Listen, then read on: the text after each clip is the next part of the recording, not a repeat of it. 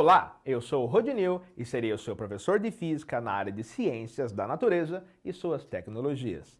Nessa aula, iremos falar sobre como a astronomia e a astrofísica nos ajudam a desenvolver a nossa visão do universo. Vamos lá? Essa aula é muito legal, porque ela fala de coisas que interessam praticamente a todos os seres humanos. Todo mundo já deve ter escutado falar, pelo menos uma vez, sobre a teoria do Big Bang. E algumas pessoas falam assim, mas o Big Bang não explica a origem do universo. E você tem razão, porque o Big Bang ele não se propõe a fazer isso. Isso é uma confusão muito comum. O que havia antes do Big Bang? Então, antes do Big Bang, para a física, não faz o menor sentido. Nós não nos perguntamos isso simplesmente porque nós não temos acesso. O modelo do Big Bang, a teoria do Big Bang, ela explica tudo o que aconteceu do instante 10 elevado a menos 43 segundos, que é um tempo muito pequenininho, depois da ocorrência do tal Big Bang, até a evolução do universo toda depois. Então, o que acontece é que nós não queremos explicar porque nós não podemos, nós não conseguimos, nós não temos dados. E a ciência funciona apenas com dados. O que tinha antes? Não sabemos. E não temos como saber, pelo menos não com as evidências que chegaram até nós até o momento. Isso é algo muito importante, certo? Bem legal. Agora, olha só, nós podemos conjecturar sobre o que pode acontecer com o universo. Por quê? Porque o universo, ele teve lá o Big Bang e está se expandindo, expandindo, expandindo. Tem duas coisas possíveis que podem acontecer.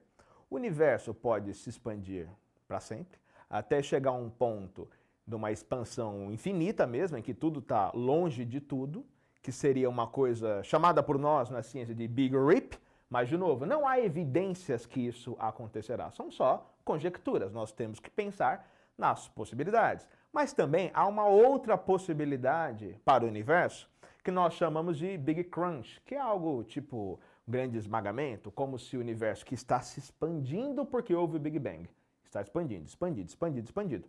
Ele chegasse numa época, num momento, que ele parasse de expandir. E por que ele pararia? Lembra da força da gravidade? A gravidade não atrai tudo de volta? Então, a gravidade poderia fazer com que essa expansão parasse e depois voltasse e colidisse em um Big Crunch. Isso poderia acontecer. Só que o universo é mais estranho do que nós imaginamos. Nós sabemos hoje que o universo não só está expandindo, só que ele está expandindo cada vez mais rápido. E talvez você até tenha escutado falar algo do tipo chamado energia escura, que é essa coisa que faz o universo se expandir cada vez mais rápido. Legal. Mas é bom você saber também que nós não temos a mínima ideia do que seja essa tal energia escura, tá? Então, eu vou deixar no Saiba Mais uma coisa bem legal, uma matéria sobre energia escura. Dá uma lida. Vale muito a pena, mas nós de verdade não sabemos o que é. Nós apenas analisamos o universo e tentamos entender como ele funciona. E fato é, ele se expande. Mais que isso, ele se expande de forma acelerada. Isso é muito legal, muito curioso e muito importante.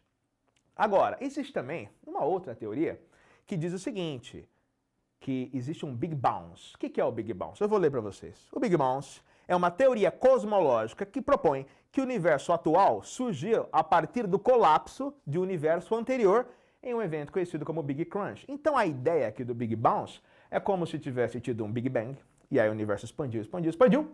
Aí ele parou, voltou, voltou, voltou, Big Crunch, esmagamento. Depois, expandiu, expandiu, expandiu, como se tivesse vários Big Bangs e vários Big Crunch, um após o outro, por isso Big Bounce. O que é algo bem interessante. E para onde isso voltaria? Para o infinito. E aí, eu vou te dar até uma coisa interessante para pensar agora. Porque conforme eu começo a falar disso, de astronomia, de sempre existiu, de foi criado do nada, isso gera uma estranheza. Porque aqui neste planeta, nós estamos acostumados que uma coisa gera outra. Se eu falar assim, olha, tá vendo esse passador de slides na minha mão? Ele sempre existiu. Você vai achar estranho.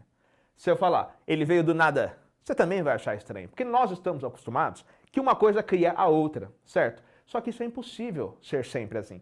Porque se você for voltando no tempo, no passado, até o início do universo, o universo só tem duas opções, pessoal. Ou ele sempre existiu, ou ele veio do nada. E até se você for uma pessoa religiosa e pensar assim, não, um criador criou o universo. Tudo bem, não tem problema. Só que aí você transfere o problema filosoficamente de lugar. Porque ou o criador sempre existiu, ou ele veio do nada. Reparou que o problema ainda é o mesmo? Então, se eu te falar que o universo sempre existiu, Não estranhe tanto, porque ou ele sempre existiu, ou veio do nada. São as possibilidades que nós temos. É bem legal, né? Essa aula, assim, fala muito da cosmovisão atual, de como nós vemos atualmente o mundo, o que é bem interessante. Agora, o universo é infinito? Você já parou para se perguntar isso? Porque quando eu era criança, eu perguntava para minha mãe, mãe, o universo é infinito? E ela fala, é. Eu falo, tá bom, é aceitável, então tudo bem. Mas, na realidade, nós não temos uma resposta oficial, final e definitiva, nem hoje para isso. E aí, mostrei aqui dois exemplos bem interessantes da história da física, que são dois físicos muito famosos. Você já ouviu falar dos dois, provavelmente.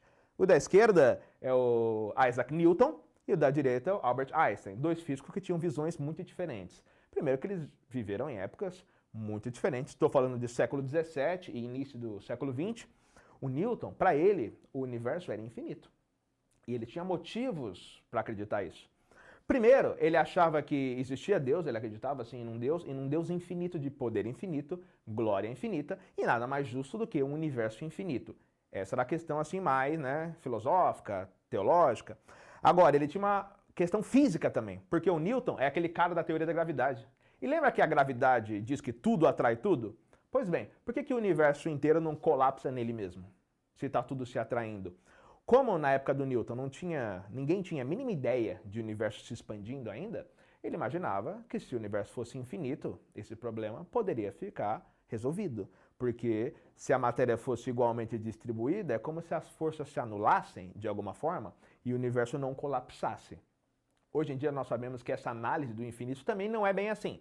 Mas tudo bem, esse não é o ponto. O ponto é que para o Einstein já era diferente. O universo era finito e ele relativamente se curvava em si próprio. Quando você começa a estudar a teoria da gravidade do Einstein, é uma coisa assim, sabe, um pouco diferente, porque é o tecido do espaço-tempo que se curva quando existe massa. É outra coisa, é bem mais complexo do que o do Newton. Só que saiba que dois físicos geniais que tinham visões do universo muito diferentes. E hoje, o que nós achamos? É finito ou infinito? De verdade, há teorias, inclusive para os possíveis formatos do universo. Não há uma certeza de que é deste jeito e pronto. Então essa questão ainda está em debate, sim. E aí, eu sempre falo para vocês que o universo está se expandindo. Como nós sabemos isso?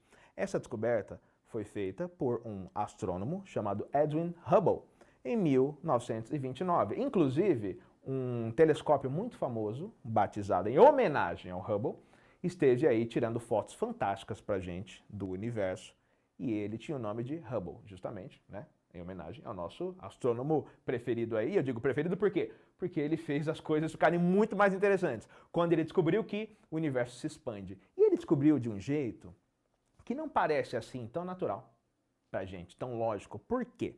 Porque ele observou que a luz de galáxias, em praticamente todas as direções que ele olhava, estava tendendo para o vermelho, estavam ficando avermelhadas conforme o tempo passava. E aí, neste momento, você pode pensar, tá, e daí? O que isso tem a ver?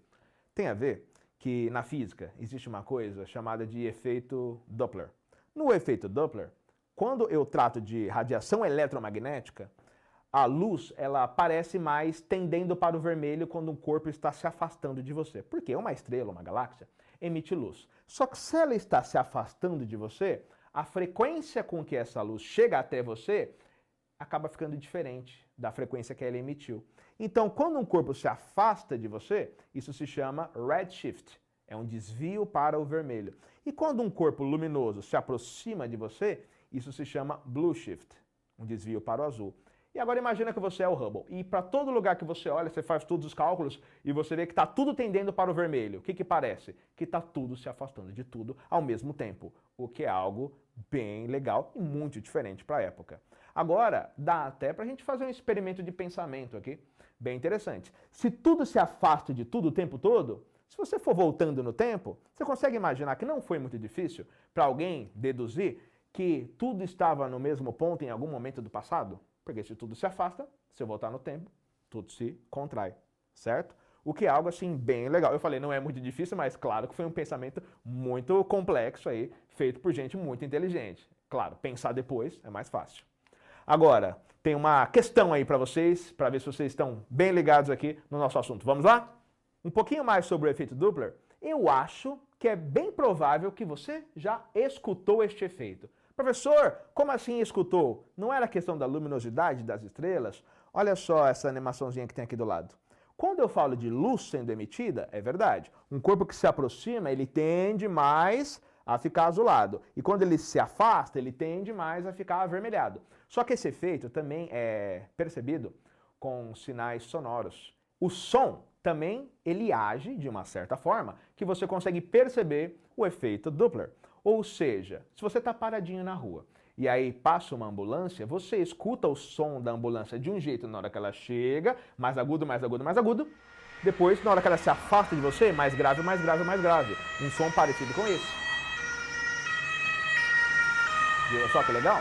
E aí o que acontece? O que acontece é que, será que tem alguém lá modulando, modificando a velocidade lá com que as ondas sonoras saem, ou a frequência, ou alguma coisa do tipo? Não, o som é o mesmo. Mas como a ambulância se aproxima de você e depois se afasta de você, as ondas sonoras chegam numa frequência maior, maior, maior, conforme ela vai se aproximando, e depois que se afasta, a frequência chega menor, menor, menor, e você nota essa diferença. O que é bem legal, isso é o efeito Doppler também, certo? O que é muito legal, né? Vamos lá. Agora, por falar em muito legal, imagina o nível de uma pessoa que conhece o céu de tal forma que quando aparece uma estrela nova, ele olha e fala, eita, aquela estrela não estava ali. Essa pessoa era Johannes Kepler, um astrônomo muito famoso, que talvez vocês até já tenham visto na escola, se não viram, verão, sobre as leis de Kepler, que fala aí sobre o movimento aí dos planetas em torno do Sol.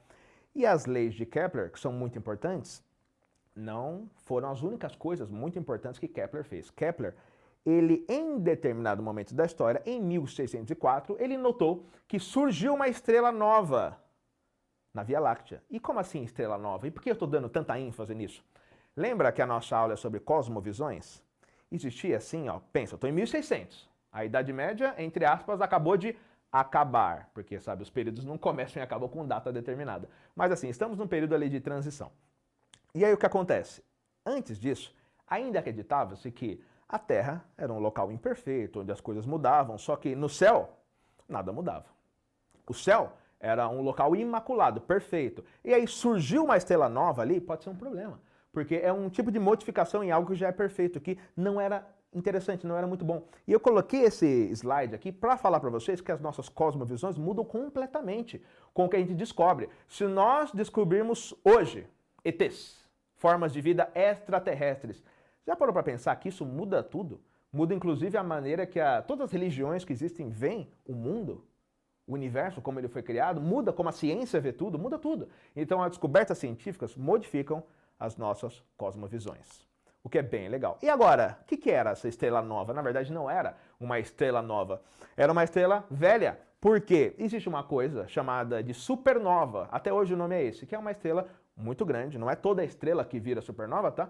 Mas quando uma estrela está acabando seu combustível e ela começa a morrer e ela explode, o nome disso é supernova. Acreditava-se, obviamente, que eram estrelas novas, mas hoje em dia nós sabemos que não são.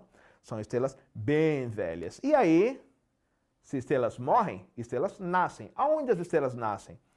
Em regiões como essa. Isso aqui são nebulosas. Essas nebulosas estelares são algumas das imagens mais fantásticas que existem atualmente. E essas fotos que estão aqui são do novo telescópio, o James Webb, que é o substituto do Hubble, que está em operação, dando imagens fantásticas pra gente. E eu deixei no Saiba Mais o link com várias imagens dele, vale muito a pena. Vai lá dar uma conferida, você não vai se arrepender. Nesses berçários estelares, por que berçários? Porque são estrelas neném, elas estão nascendo ali. Nesse aglomerado de gases que vai se condensando pela força gravitacional, chega uma hora que ela entra ali num processo de fusão e surge uma nova estrela, o que é algo bem legal de se falar. Agora, se eu te falei que estrelas nascem e estrelas morrem, o que acaba acontecendo? Bom, o nosso Sol é uma estrela, certo? E aí? Tá pensando o mesmo que eu? Exatamente, o nosso Sol também vai morrer. Ele não tem massa suficiente para se tornar uma supernova. Ele não vai morrer assim numa explosão tão grande, mas vai deixar de existir sim. Agora, ó, nós estamos ali em quase 5 bilhões de anos de vida. E a estimativa é que o nosso Sol seja uma estrela que tenha cerca de 10 bilhões de anos. Então, quando chegar ali 9 alguma coisa, próximo de 10 bilhões, o combustível interno, o hidrogênio que ela queima, que é assim que a estrela funciona, ela queima hidrogênio em hélio, começa a acabar, e aí cria-se um núcleo ali de hélio e ele começa a consumir a parte um pouco mais externa do núcleo, só que isso faz com que a estrela aumente muito de tamanho e modifique a sua temperatura e a sua cor. Então ela se torna uma gigante vermelha. É como se você acordasse um dia, olhasse para o céu e visse um sol vermelho com metade do céu. Só que você não veria nada, né? Porque você não estaria mais ali, nem os seus olhos estariam inteiros, nada de você. E quando isso acontecer, a estimativa é que o Sol ele vá crescendo e consuma mesmo Mercúrio, talvez Vênus, talvez a Terra, ainda não se sabe exatamente o tamanho que ele vai chegar, só que certeza é, a vida neste planeta não vai durar por toda a eternidade, porque o Sol tem um tempo limitante de vida. E quando ele explode, não chega a explodir assim, mas ele igual uma supernova, mas ele emite a sua matéria, se torna uma nebulosa planetária, que o nome também não tem nada a ver, porque quando descobriram acharam que era um planeta, mas não é, enfim. A astronomia tem muito disso, tá? Os nomes ficam. Que nem supernova, ficou, mesmo não sendo nova. E nebulosa planetária, ficou, mesmo não sendo um planeta. Legal? E depois vira uma outra entidade astronômica chamada de anã branca, e aí ela começa a esfriar, e depois de milhões de anos não tem mais luz nenhuma. E ninguém nunca saberá que um dia existiu um lugar chamado Terra. Nossa, dramático, né? Mas é exatamente isso que acontece. E existe um documentário que eu vou deixar para vocês, que vocês têm que assistir, que também tem um livro que vocês têm que ler, que vale muito a pena, que se chama Cosmos, do astrônomo Carl Sagan, que foi um grande astrônomo e grande divulgador de ciência, que ele explica tudo o que aconteceu na história do nosso universo e as projeções do que acontecerá de uma maneira fantástica. E o Sagan, ele tinha uma frase que eu gosto muito, que acho que todo mundo que trabalha com astronomia gosta muito, que ele diz assim: nós somos poeira das estrelas. E por que ele fala isso? Porque neste movimento de evolução estelar, que as estrelas vão queimando o seu combustível e vai... Lembra que eu comentei assim, hidrogênio em hélio? Por quê? Porque novos elementos químicos são criados dentro das estrelas. E dependendo do tamanho da estrela, vão sendo criados novos elementos. Então, os elementos químicos que são feitos no nosso corpo, eu, você, carbono, hidrogênio, nitrogênio, foram criados dentro das estrelas e nas explosões estelares. Ou seja, nós somos, eu e você, poeira das estrelas. Ou seja, esse carbono que está aqui na minha mão e na sua, pega na sua mão agora, esse carbono que você está mexendo aí, esteve um dia dentro de uma estrela. Fala que isso não é fantástico. Vale muito a pena você ir no Saiba Mais e verificar o nosso conteúdo que nós deixamos somente para você. Chegamos ao final de mais uma aula. Essa aula foi muito legal, espero que vocês tenham gostado. Verifiquem o Saiba Mais, porque vale muito a pena e não parem de estudar. E eu tenho mais uma questão aqui para que vocês reflitam. Vamos lá? Olha só. Como vimos, o Sol também perecerá como qualquer outra estrela. Isso significa necessariamente que a estadia humana no universo necessariamente é finita. Ou você acha possível que, no futuro, seja possível que saiamos do sistema solar para evitar tal destino? E aí, você acha que isso será possível? Nós evoluiremos tanto assim a nossa tecnologia? Pense sobre isso. E é isso, pessoal. Até a próxima. Grande abraço e tchau!